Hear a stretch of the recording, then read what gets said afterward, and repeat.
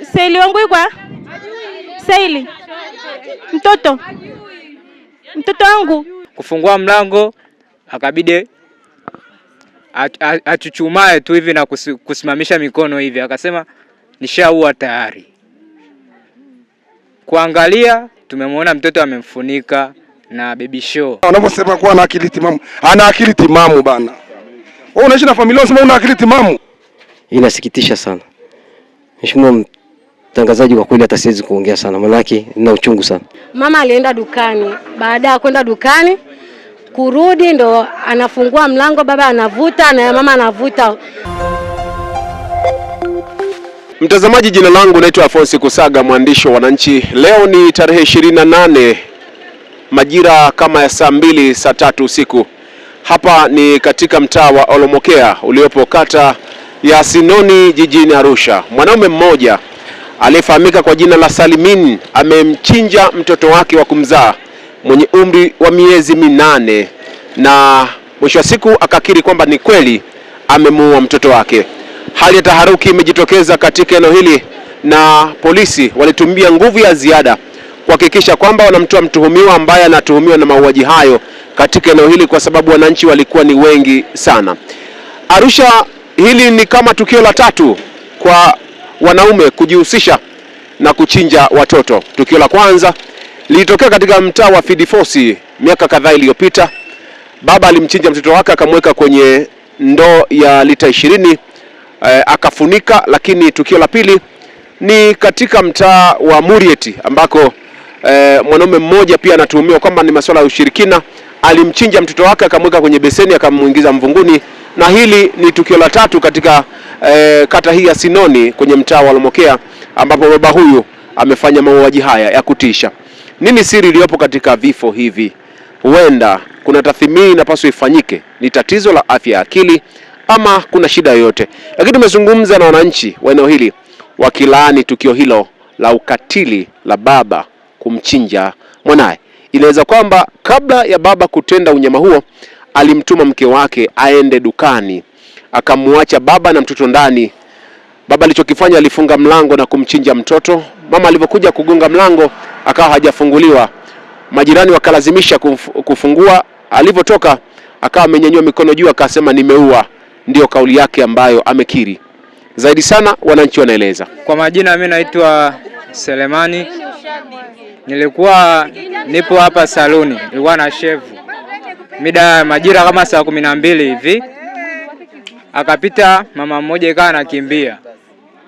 Mama mmoja anakaa hapa anakaa naye wote. Akasema tunaombeni vijana wa kiume muende mkatusaidie, kuna jamaa amejifungia kule na mtoto.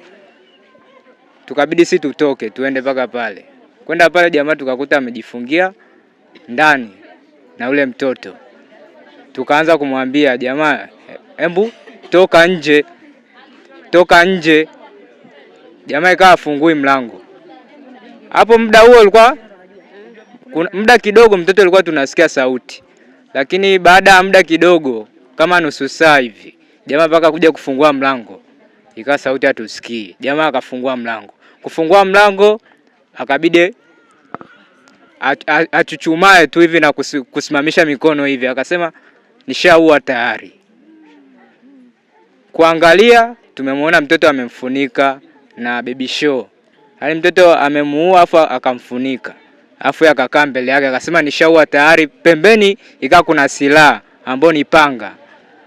Nishaua tayari. Tukabidi sasa pale kwa taharuki akaja mjumbe, akabidi akacheki. Kwenda kucheki mtoto amechinjwa na panga, yani amemkata kama unavyochinja mnyama, aiza kuku, ng'ombe, ndio alivyomfanya hivyo. Amemchinja. Tukabidi sisi tusimame pale mlangoni. Ili maana unajua ile tukio sio la kawaida. Tukabidi sisi tusimame pale mlangoni ili tuangalie, huku tukipiga simu polisi waje pale. Basi tukakaa kuanzia saa 12 ile saa 1 tunapigia polisi wanasema wanakuja. Imechukua kama lisali zima. Watu paka wakajaa, maana tulikuwa ni wachache. Watu paka wakajaa. Ikawa taharuki ni kubwa. Tufungulieni. Wao jamaa kama vipi tumuue tu hapa au tumuone. Tukaambia hamna, subireni, kuna vyombo vinavyohusika na hii issue vitafika hapa. Tukakaa kama lisali 1:30 hivi, askari wakaja pale. Askari walivyokuja pale wakabidi wachukue vipimo vyote wamechukua pale. Wakamuuliza yule jamaa, kwa nini umeua? Jamaa anasema sio mtoto wangu. Sio mtoto wangu, lakini ni mwanae. Asema sio mtoto wangu. Kwa nini sio mtoto wako? Asema twendeni hata tukachukua vipimo. Yaani alikuwa anajiaminisha kabisa, yaani mtu kwa mwenye imani. Twendeni tukachukua hata vipimo. Akaulizwa pale ni kabila gani? Akasema Msambaa. Mke wako? Akasema mke wake sijui kabila yake nimelisahau kidogo.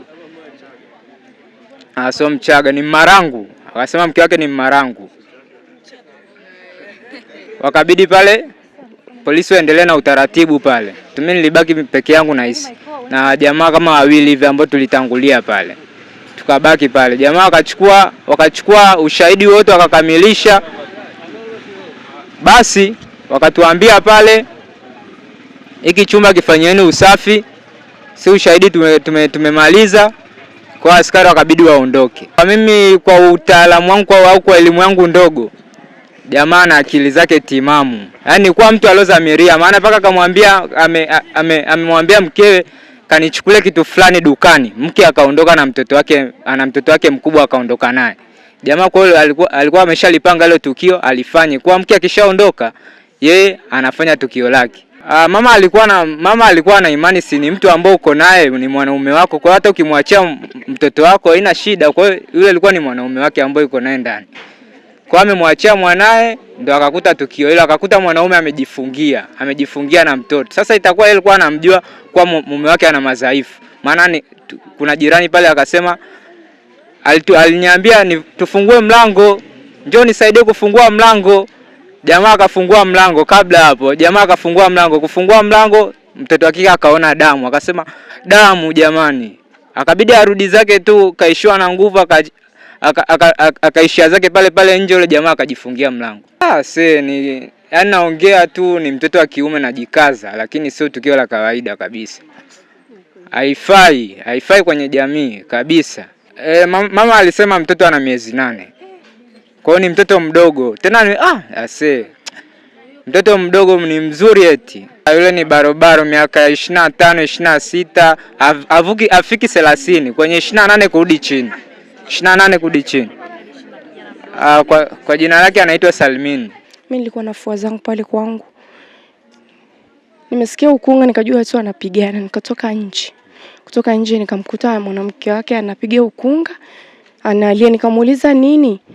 Kwenda kufungua pale mlangoni kwake nikakuta mtoto amekatakatwa amelazwa chini. Nikawa siamini, kaenda kufunua tena. Nikakuta tena mtoto amekatwa chini, amelazwa chini, damu zinamiminika. Pale chini ndani kwake, hapo chini karibia na kitandani. Yaani kwenye mwili amekatwa kichwani. Yaani amemtenganisha kichwa na mwili. Baada ya hivyo sasa sijajua kinachoendelea. Mimi nikabaki na mamake kwa sababu mamake alibaki peke yake. Yaani ni ile mama alienda dukani kuchukua tambi ili aje apike. Anafungua mlango anaambiwa na mume wake ingia ndani. Kuingia ndani akamwambia ingia ndani peke yako, usiongee kitu. Kwa maelezo. Maana nilipofika pale ndo alivyokuwa ananieleza na mimi nilivyofungua ndo ilivyokuwa. Akamwambia ingia peke yake, akamwambia kwa sababu gani unaniambia niingie peke yangu, tufunge mlango? Kufungua mlango ndo tukio sasa, kumkuta mtoto yupo chini ameshakatakatwa, damu zinamiminika, ndo akaanza kupiga ukunga. Mtoto alikuwa hapo chini kwenye sakafu. Chini amemlaza chini, ameshamkata kichwa, kamtenganisha, alafu kamwekea panga kichwa mgongoni. Sijajua maana nimemuuliza, amesema wajegombana chochote, lakini nimeambiwa akili zake zinarukaga huyu baba. Kwa kweli mimi hapa ni mgeni, lakini kwa maelezo ninavyosikia kwa watu zinarukaga. Nimejisikia vibaya sana kwa kweli. Maana mtoto hana hatia yoyote. Hata kama ungekuwa na la moyoni la kuuma, ungemwambia mke wako kwamba kuna 2 3, mtoto asingekatwa, maana hana hatia. Mtatumia mbinu gani kumwaminisha huyu dada kama mtoto wake ameuawa? Kwa sababu muda wote anauliza mtoto wangu yuko wapi? Yaani labda kesho akili itulie, aamini kwamba mtoto wake hajamuona na apeleke hospitali akathibitishe. Mimi kwa ukweli yani ni yale mazoea tu, vipi poa, nimepita na mambo yangu, sijui mazoea naye mimi sina naye hivyo. Nimemuona kabisa, sio kama nimesimuliwa, nimefunua pazia mimi mwenyewe. Zinamwagika hapo chini, alafu akamwekea panga mgongoni. Huyu kijana wanasema amerukwa na akili, lakini sisi hatuamini kama hilo limerukwa na akili. Huwezi kumchinja mtoto wako wa kuzaliwa pamoja, alafu hii ni mara ya pili ananyonga watu na anarudia kuja kuua watu. Lakini sisi tunachoamini kwamba hamna imani za kishirikina kinachomsajili, hamna kinachomsajili huyu kijana chochote, yani kwamba kinampasa huyu kijana anyonge watu wala achinje mtoto. Hizi ni imani za kishirikina. Tunachosema, tunaomba serikali ya mtaa huu kama kitongoji imeshindwa, ituachie hata sisi vijana tupambane na huyu kijana. Tuna machule sisi vijana. Tunatamani kumuua huyu kijana ambao leo tunarushiwa sisi mabomu kwa sababu ya mtoto kunyongwa hapa. Kama alikuwa ameshindwa sababu yoyote angetuambia. Yaani naitwa Kasim Muidini. Hili tukio mimi naweza kusema labda sio la kishirikina. Yaani hivyo kimapenzi. Huyu bwana kitendo alichokifanya kiukweli sio kizuri. Nimefika maeneo ya soko mjinga kule na kukutana na watu wanakimbilia huku chini. Kwa kuna kijana kamchinja mtoto wake. Na ni kweli nimekuja hapa nikakuta, nimechungulia kwa dirishani nikamuona huyo mtuhumiwa mwenyewe amepiga magoti, kanyanyua mkono juu. Anahojiwa, anasema kweli mimi nimemchinja mtoto wangu, nitaenda kutoa taarifa kituoni mwenyewe. Akili anazo timamu. Kwa sababu kwa maelezo ya majirani, wapangaji wenzake wanasema kuwa mke wake alitoka kwa ajili ya kwenda dukani, yeye akaachiwa mke na mtoto ndani. Sawa, mke anarudi akakuta mlango umefungwa, jamaa anachinja mtoto ndani. Story yake ni kwamba anajulikana mtoto wake wa kwanza alimnyonga, mtoto wake wenyewe kumzaa.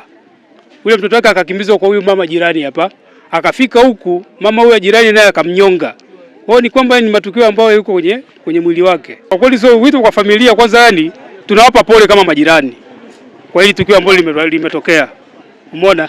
Ila kwa serikali za mitaa za kijiji, wao wanachunguza kwenye nyumba, wanachunguza wapangaji wanaopangisha kwenye nyumba zao. Kwa kweli huyo mtu ana akili zote, kama ndio huyo nani ana akili zote. Amejuaje kile ni kisu, anajua huyu ni mtoto.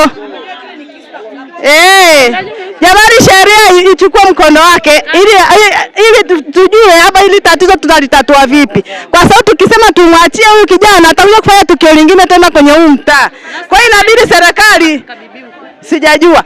Kwa hiyo inatakiwa serikali iweze kutusaidia, iweke mkono wako ili kutusaidia. Sio kwa kumkimbizia huko, isiyo atatue. Sio tukio la kwanza, la pili. Nasikia alimshamnyonga mpaka mama wa hapa hivi. Lakini nasikia sijui ni Zanzibar ameenda ndo akawa hivyo, sasa sijajua. Mama alienda gengeni kununua vitu. Sasa mpaka saa hizi mama hajajua kwamba mtoto kwamba amefariki. Ndio amemwacha baba na mtoto. Mama hajui kwamba mtoto amefariki. Bado mama yuko kwa jirani. Wana akili timamu bwana. Mimi naweza nikasema ni ushirikina pia, labda watoto wanatafuta pesa akiwa wadogo. Wanaposema kuwa ana akili timamu, ana akili timamu bana. Wewe unaishi na familia unasema una akili timamu. Huyu jamaa tukio la kwanza nimesikia leo kamnyonga huyu mama. Amemnyonga makabibi, na sikia mtoto wake wa kwanza yule kamnyonga. Kwa hiyo mambo ili tukio na maana ni tukio la gapi la tatu. Sheria ifuate mkondo wake, alafu kingine ama balozi nao kupangisha watu ovyo ovyo haistahili. Mabalozi usipangishe watu tofauti, akija umwangalie. Balozi ajue. Tukio la kwanza amefanya kamnyonga umama. Tukio la pili kamnyonga mtoto wake wa pili. Hajamuua na huyo atayoya huyo alomchinja. Uone matukio. Muulize wa mama si amenyongwa. Makabia amenyongwa. Haya mtoto wake wa pili sikamnyonga. Itakuwa ni mambo ya mapenzi. Maana nimesikia mimi nimekuja kwa nimesikia. Mimi nimesikia hapo ni watu wanavyoongea. Kwa anasema mtoto sio wake. Kweli nimesikia maneno mtoto sio wake. Lakini tukio alofanya ni kubwa sana. Kama mtoto sio wa kwako, usimpeleke kwa baba yake. Na kitanda kizai haramu. Kitanda kizai haramu mzee. Tuwapite Nyasi diwani wa kata ya Sinon. Ni masikitiko makubwa ambayo tumepata taarifa hapa ya mtoto kuuawa na baba yake mlezi au baba nani, lakini kwa kweli hata sina nguvu ya kuzungumza sana kwa sababu bado ndio tumefika, hatujajua chanzo ni nini. Tunaendelea kuuliza hapa majirani nini tatizo. Kwa ni jambo ambalo limetuumiza sana, limetusikitisha sana, linasonesha sana. Tukitambua kwamba ni mtoto mdogo sana ambaye kwa kweli hana hatia yoyote. Miezi 8 mtoto unachukua ukatili wa mkubwa kiasi hichi. Hata kama kuna ugomvi wa namna gani, huwezi kuhusisha mtoto. Mtoto watu wanajua nini yule. Kwa ni wasi jamii na niombe jamii, tofauti zetu za ndani zikiwepo tumalize sisi wenyewe. Tusihusishe familia. Ni jambo ambalo kwa kweli linaendelea kuumiza watu masikioni, limetia simanzi kubwa sana kwa wananchi hapa wa kata ya Sinoni. Inasikitisha sana.